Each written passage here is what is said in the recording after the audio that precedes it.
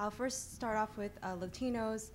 Latinos over the past decade have received growing amounts of attention amongst politicians for two reasons. One is that they are the fastest growing demographic group in this country, now making 15% of the nation's population. So they're the largest minority group, outpacing African Americans.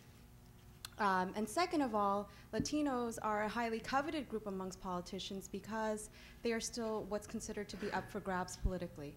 So their alliances, unlike African Americans who have been strongly aligned with the Democratic Party, Latinos, while traditionally have favored Democrats by a margin of about 60 to 40%, in the past election, George Bush was able to capture 40% of the Latino vote, which was the first time that any Republican presidential candidate was able to do so. So for these reasons, every time the presidential election year comes, there's much attention devoted to Latinos. And it's not so much of their relative size, given that the way we elect presidents is through the Electoral College, it's where Latinos are concentrated. And so for this reason, in battleground states, for example, Colorado and Nevada, where there's a statistical dead heat right now, Latinos in those two states alone make up 20% of the population. Okay, so in these two states, which are critical for both candidates, Latinos have the potential to become the decisive vote.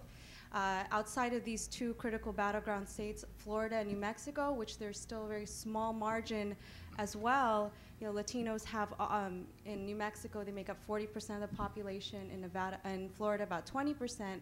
Latinos there are key voters that politicians have been paying a lot of attention to. Now, the key to actually translating this electoral size into power is to actually get Latinos to turn out on election day.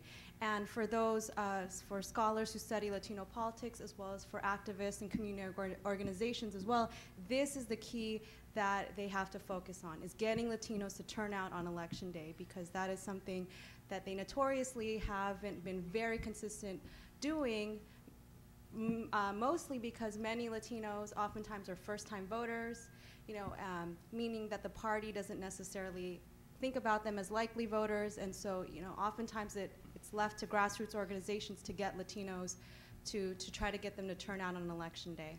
And so for those reasons, the Latino vote is going to play, yet again, a very important role in this upcoming presidential election. For female voters, obviously, with the candidacy of Hillary Clinton early on in the primaries, the female vote has received considerable attention this election year. And also with the vice presidential candidate, Sarah Palin, the focus on female voters has been considerable as well. And so given their important role, many have speculated on whether or not females are going to be more likely to support a female voter simply because of the shared gender. There have been some who speculated that it's the issues that matter, and so women tend to be more concerned about issues relating to the economy, to foreign and to terrorism, to national security. And so given the state of the economy at this moment, we can expect that women probably foresee that they're going to be voting more based on their issue preferences and their concerns, as opposed to a shared gender with the candidate.